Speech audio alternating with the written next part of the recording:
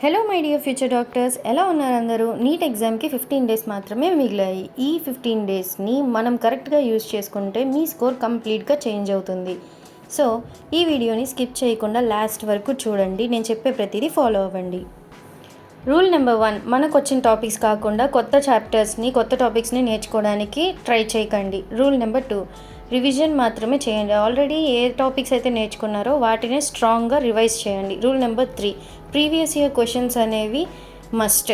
Exam pattern clear అవుతుంది అవి చేయడం వల్ల. రూల్ నెంబర్ 4, స్లీప్ అనేది చాలా ఇంపార్టెంట్. నిద్రని అస్సలు కాంప్రమైజ్ చేయకండి. రూల్ నెంబర్ 5, ఓవర్ థింకింగ్ వద్దు, కామ్గా ఉండండి.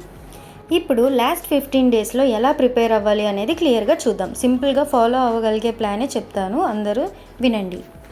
మీ డైలీ రొటీన్ సింపుల్గా ఇలా ఉండాలి. Morning revision, afternoon practice, night time quick revision, flash cards use చేయండి. ఇలా ఫాలో అయితే కన్సిస్టెన్సీ మెయింటైన్ అవుతుంది. బయాలజీలో line by line NCERT revise చేయండి. Diagrams and small points miss అవ్వకండి. And definitely previous year questions అనేది తప్పకుండా ప్రాక్టీస్ చేయండి. కెమిస్ట్రీని 3 పార్ట్స్గా డివైడ్ చేయాలి. ఫిజికల్ కెమిస్ట్రీలో ఫార్ములాస్, ఆర్గానిక్ కెమిస్ట్రీలో రియాక్షన్స్, ఇన్ఆర్గానిక్ కెమిస్ట్రీకి అయితే ఎన్సీఆర్టీ లైన్ బై లైన్ చదవాలి. ఫిజిక్స్లో ఇంపార్టెంట్ టాపిక్స్ మీద ఫోకస్ పెట్టండి. ఫార్ములాస్ చాలా క్లియర్గా నేర్చుకోండి. ప్రీవియస్ ఇయర్ క్వశ్చన్స్ ప్రాక్టీస్ చేయండి. కాన్సెప్చువల్ క్లారిటీ మెయింటైన్ చేయండి.